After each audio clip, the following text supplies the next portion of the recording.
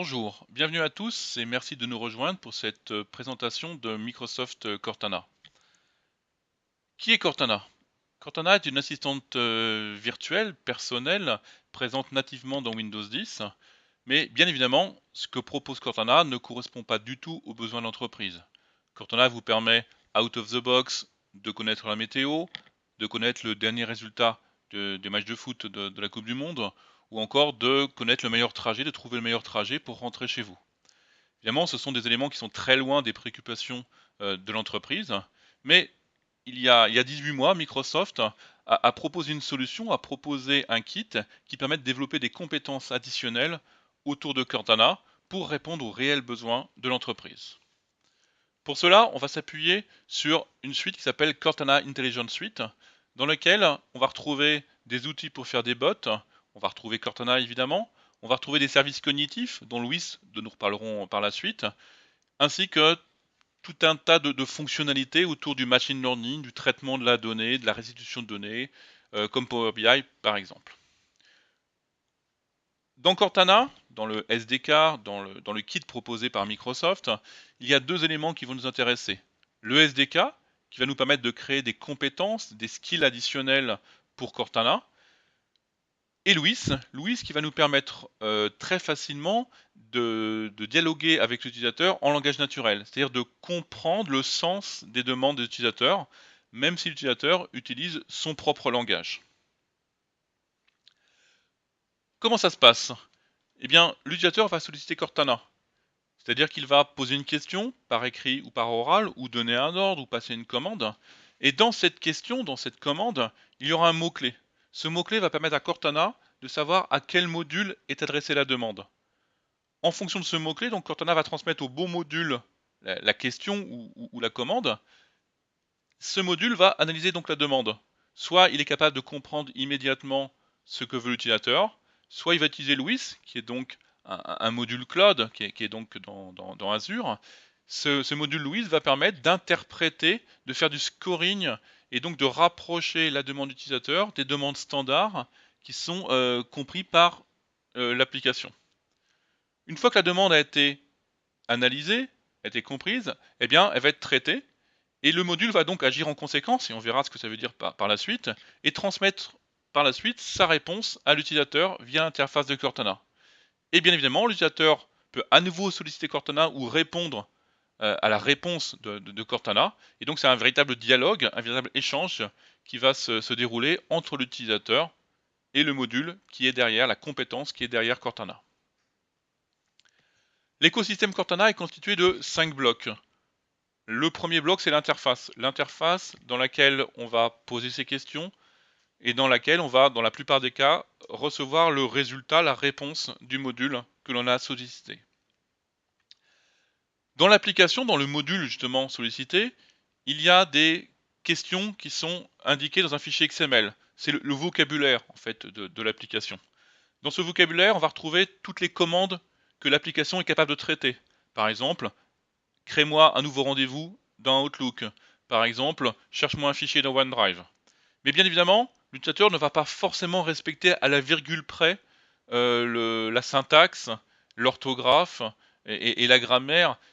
Le sens de ce qu'il va indiquer euh, correspondra à ce que l'application est censée comprendre, mais ça ne sera pas écrit de la même façon.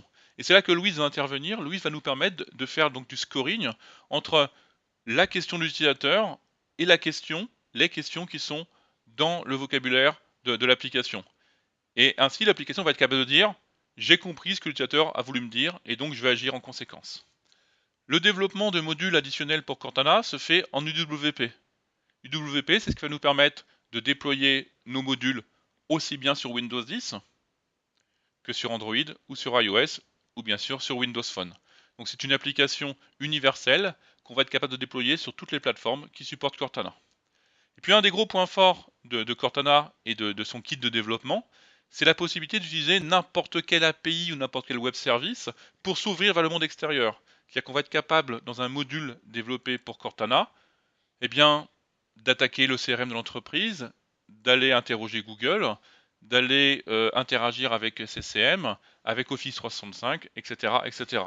Si votre application l'application que vous souhaitez utiliser avec Cortana dispose d'une API ou d'un web service ou d'un autre moyen qui permettra à notre développement d'interagir avec ce module, eh bien, on est capable de créer une compétence autour de ce sujet.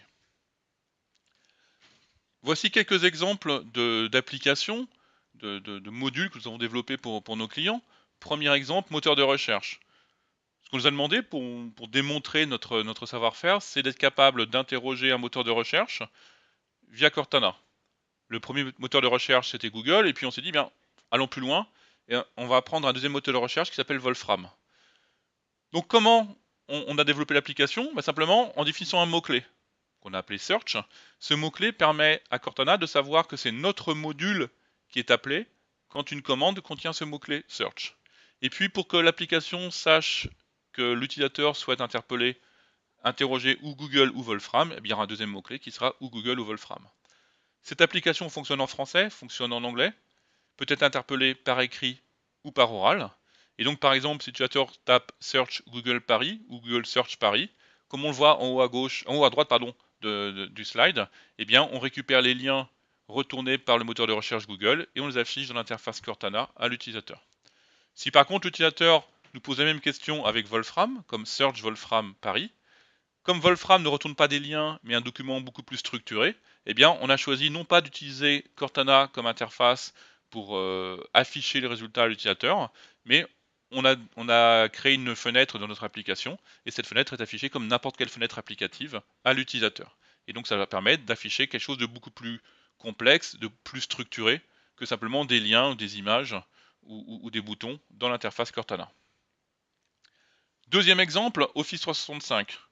Bien entendu, si vous avez Office 365 dans l'entreprise, vous savez créer des rendez-vous, vous savez annuler des rendez-vous, vous savez chercher des fichiers dans OneDrive. Mais l'idée ici, c'est de concentrer toutes ces fonctionnalités, tous ces besoins utilisateurs dans Cortana. Et donc, par exemple, on va demander à Cortana, ou plutôt au module qu'on aura développé dans Cortana, d'aller créer un rendez-vous, ou d'aller annuler un rendez-vous, ou d'aller déplacer un rendez-vous. Donc par exemple, meeting, ajoute un meeting le 1er janvier 2017 à midi. C'est une demande qu'on peut passer à notre module. La requête va être analysée par notre module. Comme la requête n'est pas forcément standard, parce que peut-être qu'on a prévu dans l'application non pas ajoute un meeting, mais crée-moi un rendez-vous, ou ajoute-moi un rendez-vous dans mon calendrier, donc la phrase n'est pas tout à fait celle qui est attendue, eh bien Louise va nous permettre de comprendre le sens de la question, le sens de la commande, et de se dire, bien, la commande que le client m'a donnée, ce n'est pas une commande standard, par contre, elle correspond très fortement à une commande standard que je connais dans l'application, et donc je vais répondre comme telle à l'utilisateur. Je demande confirmation à l'utilisateur, donc le module demande la confirmation, est-ce que c'est bien un rendez-vous à tel jour, telle heure que vous souhaitez créer dans votre calendrier? L'utilisateur va valider ou non, et s'il valide, on utilise les API Office Graph pour aller effectivement créer le rendez-vous dans le planning, dans le calendrier de l'utilisateur. Et de la même façon, on pourrait imaginer décaler un rendez-vous, supprimer un rendez-vous, aller chercher un fichier dans OneDrive, etc. etc. L'idée, encore une fois, est de proposer un raccourci au client, de lui faire gagner du temps dans l'utilisation de ces outils Office 365. Et avec les API que propose Microsoft Office Graph, on est capable d'interagir avec n'importe quel module proposé dans Office 365. Et puis on va ajouter de l'intelligence, parce que par exemple, si l'utilisateur souhaite décaler un rendez-vous d'une heure, le problème c'est que peut-être que dans une heure, ses collaborateurs, ses invités ne sont plus disponibles, ne sont pas disponibles, eh bien le module est capable de dire attention, vous me demandez de décaler le rendez-vous à 17h, mais à 17h, monsieur X ne sera pas disponible. Par contre, à 17h30, l'ensemble des personnes, des participants à la réunion sont disponibles. Souhaitez-vous décaler plutôt à 17h30 la réunion? Donc, encore une fois, on va faciliter la vie de l'utilisateur. Dernier exemple autour d'Office 65, enfin dernier exemple, mais on pourra en citer des tonnes. Je sais que j'ai des fichiers dans mon OneDrive, je cherche un fichier que je n'arrive pas à retrouver. Il est dans OneDrive ou peut-être même dans SharePoint, je n'en sais rien. Alors bien sûr, je peux aller dans OneDrive chercher, je peux aller après dans le SharePoint, voir dans tous les SharePoint chercher, ça va me prendre du temps. Mais l'idée c'est de solliciter Cortana. Cortana, s'il te plaît, peux-tu me chercher un fichier dont le nom commence par ou finit par ou contient tel ou tel élément? Et à ce moment-là, on va utiliser encore une fois les API Office Graph pour aller interroger de façon complètement automatique l'interface Microsoft et aller chercher dans OneDrive ou dans SharePoint, ou les deux, un fichier qui serait présent et qui correspondrait à la demande du client. Troisième exemple d'application, application bienvenue. Le matin, j'arrive au bureau, je vais dire bonjour à mon module et en fait, ce que j'aimerais, c'est avoir tout un tas d'informations sur ma journée, sur ce qui se passe dans l'entreprise et puis avoir accès rapidement à des outils que j'utilise quotidiennement. Donc ce qu'on voit ici dans l'interface, c'est quand je dis bonjour, donc Vision bonjour, Vision c'est le nom du module qu'on a développé, et bien celui-ci me répond trois choses. Première chose, voici votre prochain rendez-vous. Vous avez un rendez-vous à telle heure avec telle personne, etc., etc. Donc il est allé chercher dans le calendrier Office 365 ou dans notre calendrier, hein, ça pourrait être de l'Exchange, ça pourrait être d'autres, du Lotus Notes, pourquoi pas. Donc on va les chercher avec les API qui sont disponibles dans l'outil de calendrier de l'utilisateur son prochain rendez-vous. Ensuite, on va proposer des liens qui sont des liens d'entreprise, soit vers des sites, soit vers des fichiers, soit vers des applications. Et puis l'utilisateur va pouvoir créer ses propres liens s'il le souhaite. Donc il va complètement pouvoir personnaliser cette interface. Pour ça, il va pouvoir le faire via le lien paramètre que vous voyez en bas de l'interface Cortana. Donc l'idée, c'est vraiment un peu comme un intranet, d'avoir une page customisable à la fois par l'utilisateur et par l'entreprise, qui permet de donner des informations, de donner accès rapidement à des outils, à des documents ou à des news dans l'entreprise. Dernier exemple, et c'est d'ailleurs été le premier exemple que l'on a démontré, avec lequel on a démontré notre savoir-faire à nos clients, c'est exemple réservation de salle. Bien sûr, je peux aller dans Outlook, je peux chercher une salle pour ma réunion à 17h, mais je ne saurais pas forcément quelle est la capacité de la salle, je ne saurais pas forcément s'il y a un vidéoprojecteur dans la salle, etc., etc. Eh bien, l'idée, c'est de déléguer ce travail-là à Cortana. Cortana, s'il te plaît, réserve-moi une salle avec un vidéoprojecteur pour 4 personnes à 14h. On va utiliser derrière les API ou d'Exchange ou d'Office 365 ou de la solution que vous avez pour réserver vos salles, pour gérer vos salles dans l'entreprise. On va faire une requête et on va récupérer l'ensemble des salles qui correspondent à la demande du client. On va afficher toutes ces salles, la liste des salles au client qui va faire son choix. Le client va dire voilà, je veux plutôt cette salle-là.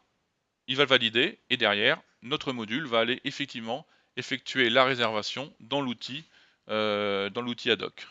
L'idée, encore une fois, c'est de faire gagner du temps au client et d'éviter de perdre du temps en cherchant, d'en chercher une information qu'on n'a pas directement. Là, on a un outil qui va pour nous faire l'ensemble des démarches. Et puis, si jamais, quand on fait une demande de réservation, on oublie de définir combien de personnes sont invitées, de définir qu'il nous faut un vidéoprojecteur, eh bien, on peut imaginer aussi que le module pose ces questions. Vous n'avez pas défini un nombre de personnes, pouvez-vous m'indiquer combien de personnes assisteront à cette réunion? Encore une fois, l'idée, c'est de gagner du temps et de faire gagner du temps aux utilisateurs. Quelques exemples pour terminer, et puis après on passera à la démo. Quelques exemples, mais on pourrait écrire des pages d'exemples, et à chaque client, à chaque fois qu'on voit un client et qu'on lui présente nos solutions autour de Cortana, eh bien ce client nous trouve de nouveaux usages, de nouvelles idées. Le self-help, évidemment, ce sont des solutions qui existent en entreprise aujourd'hui. On peut proposer aux clients, aux utilisateurs de faire son propre support avec des outils automatiques, mais souvent il y a un ou deux ou trois outils dans l'entreprise. Là, l'idée c'est de passer par Cortana pour avoir accès aux bases de connaissances de l'entreprise. On a SCCM dans l'entreprise, on est capable via le catalogue SCCM par exemple de déployer localement sur sa machine un Office ou je ne sais quelle application. Eh bien on peut le faire par Cortana aussi. Et l'idée, c'est de se dire, deux besoins, self-help et SSCM, une seule interface, etc., etc. L'annuaire interne, requêter une base de données sans écrire de SQL, interagir avec Office 365, faire du reset de mot de passe. L'idée, c'est vraiment de se dire, j'ai plein d'applications, j'ai plein de besoins, j'ai des applications qui répondent sans doute à ces besoins aujourd'hui, mais j'ai beaucoup d'interfaces. Et mes clients, mes utilisateurs, ils sont perdus parce qu'ils ne savent pas forcément quelle application utiliser, ça leur fait perdre beaucoup de temps. L'idée, c'est de vraiment centraliser tous les besoins dans une seule et même interface, adressable à l'écrit et à l'oral, de la langue de l'utilisateur, donc en anglais, en français, en italien, en espagnol, etc. Et surtout en langage naturel. Et donc, fini les interfaces graphiques un peu anciennes, on va maintenant avoir une nouvelle interface. Cortana doit être la nouvelle interface principale des utilisateurs. Donc voilà ce que je voulais vous présenter en quelques slides autour de Cortana et de ce que nous savons développer chez Expert Team autour de Cortana. Je vais finir cette vidéo avec quelques démos, vous montrer un petit peu réellement ce que ça donne. Et puis ensuite je vous laisserai, et si vous avez des questions, revenez vers moi et je répondrai avec plaisir à toutes vos questions.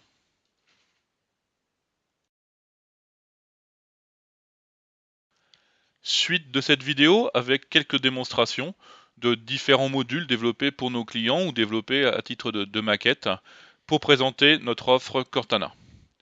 Premier exemple, Google. Vous vous souvenez, pouvoir interroger Cortana pour interroger derrière Google, eh bien c'est ce qu'on nous a demandé de faire et on l'a fait aussi bien sur Google que sur Wolfram. Donc le mot-clé de notre application, c'était Search. Le deuxième mot-clé qui permettait de définir quand vous voulez interroger ou le moteur Google ou le moteur Wolfram, eh bien c'est Google ou Wolfram. Et enfin, la question que l'on souhaite poser au moteur de recherche. Par exemple, Paris. Search Google Paris. Notre module réfléchi va interroger Google et va nous retourner dans quelques instants le résultat, c'est-à-dire l'ensemble des liens, en tout cas les premiers liens proposés par la recherche Google. Bien sûr, ça on sait le faire dans un navigateur, mais là l'idée c'est de le faire directement depuis Cortana, et encore une fois de concentrer toutes les demandes utilisateurs via une seule et même interface. Deuxième exemple, l'intranet personnel. Le client, l'utilisateur souhaite arriver le matin et avoir à sa disposition ses outils, des news, euh, des informations sur son calendrier, voilà, des informations qui vont lui permettre de mieux travailler dans la journée. Donc pour ça, mot-clé vision, c'est ce qu'on a défini dans notre module. Et puis la première fonctionnalité, c'est bonjour. Vision, bonjour. À ce moment-là, on m'affiche mon prochain rendez-vous dans Office 365. Donc j'ai rendez-vous avec Microsoft dans quelques minutes. Puis ensuite, une série de liens. Alors des liens qui peuvent être ou des applications, ou des fichiers, ou des sites web. Donc des liens qui sont définis par l'entreprise. Et puis enfin, ici c'est Expert Team, des liens que moi, je peux ajouter. C'est-à-dire que j'ai à la fois une partie entreprise et puis une partie personnalisée. Chaque client, chaque utilisateur a accès aux liens de l'entreprise ainsi qu'aux liens que lui-même aura définis. Si je souhaite accéder par exemple au lien Expert Team, je clique, j'ai une notification qui apparaît ici, je clique sur la notification et à ce moment-là, le lien apparaît, le site apparaît dans mon navigateur. Alors pourquoi passe-t-on par des notifications? Simplement pour des questions de sécurité. On ne souhaite pas que Cortana puisse déclencher des applications, des traitements directement. Donc on va demander confirmation à l'utilisateur, on va lui demander de cliquer sur la notification, et on est tout à fait dans l'écosystème Windows 10 à ce moment-là, pour déclencher réellement l'action. Et en plus, cela permettra à l'utilisateur de retrouver dans les notifications l'historique des demandes qu'il aura pu effectuer via Cortana. Deuxième exemple sur cette application Vision, c'est Aide. Notre client souhaite pouvoir proposer des services d'aide, des fonctionnalités d'aide, des documents, etc. À ses utilisateurs. Et puis bien sûr, il doit pouvoir le proposer sur un certain nombre de sujets. Sur le CRM, sur SCCM, sur Office 365, mais pourquoi pas sur la retraite, sur l'assurance maladie, sur les congés maternité, etc., etc. Donc, 3 mots-clés. Premier mot-clé, vision, parce que c'est le module qu'on va adresser. Deuxième mot-clé, aide, parce que c'est de l'aide que l'on réclame. Et puis troisième mot-clé, c'est quel est le sujet sur lequel je veux de l'aide. Forcément, je me souviens plus quel est le sujet, ou en tout cas je ne connais pas le mot-clé qui est associé au sujet que je veux adresser. Eh bien, je tape vision aide, et à ce moment-là, on va me proposer l'ensemble des mots-clés qui sont définis globalement au niveau de l'entreprise. L'entreprise a défini HR4U, Lift et retraite, 3 mots-clés pour le moment. Donc je sais que ce sont 3 sujets que je peux adresser via Cortana. Donc je peux taper Vision, Aide, Lift, par exemple. Et à ce moment-là, on va me proposer l'ensemble des liens. Et encore une fois, ces liens, ça peut être des liens web, ça peut être des liens vers des fichiers, ça peut être des liens vers des applications, qui vont donc faciliter la vie de l'utilisateur, donc lui permettre d'accéder à des éléments, à des informations sur le sujet, Lyft en l'occurrence, qu'il a adressé à Cortana. L'étape suivante, alors c'est en cours de développement, ça fera l'objet d'une prochaine vidéo, c'est l'accès direct à une base de connaissances. Beaucoup de nos clients ont des bases de connaissances, par exemple dans ServiceNow, et l'idée c'est de se dire, plutôt que le client aille sur le site, dans l'onglet numéro 12, sur la 14e page pour aller chercher la base de connaissances X et pour poser sa question, eh bien autant qu'il pose sa question directement à Cortana. Et Cortana va aller directement via les API, via un web service, interroger ServiceNow, récupérer les résultats. Donc le résultat final est le même, bien sûr, mais on aura fait gagner du temps au client. Et si le client a 2, 3, 4, 5 bases de connaissances, eh bien, on n'aura qu'une seule interface pour interroger l'ensemble de ces bases de connaissances. Alors là, je vous parle de ServiceNow parce que ça correspond à des bases de connaissances qu'on retrouve chez beaucoup de nos clients.